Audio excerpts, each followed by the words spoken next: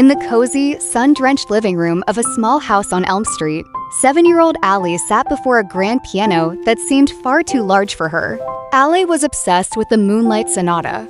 She didn't just want to play the notes, she wanted to feel the story behind them.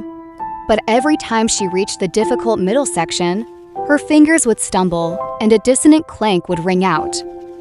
It's too hard. I'm not a real pianist. I'm just a little kid. One rainy afternoon, her grandfather, a retired cellist, sat down beside her. He didn't try to fix her technique. Instead, he reached into his pocket and pulled out a small, rough stone and a piece of sandpaper. Allie, look at this stone. It has a jagged edge. If I want it to be smooth, I cannot just wish it into shape. The music is the stone, and your practice is the sandpaper. You are trying to smooth the edges all at once, but that isn't how it works. She sat down, took a deep breath, and played only the first 3 notes. Then, she played them again. And again. She didn't try to play the whole piece.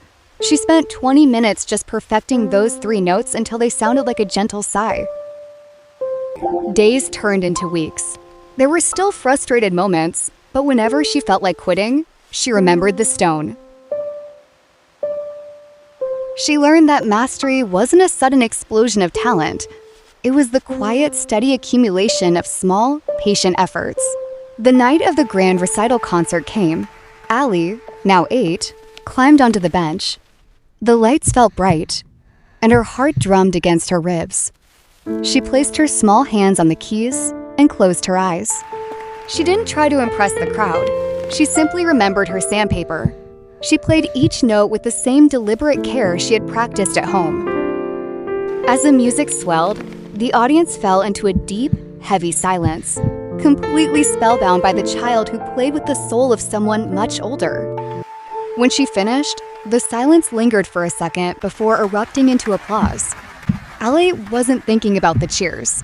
She was thinking about the smooth, polished stone she had finally created, one note at a time. The moral of the story: great achievements are rarely the result of a single grand moment.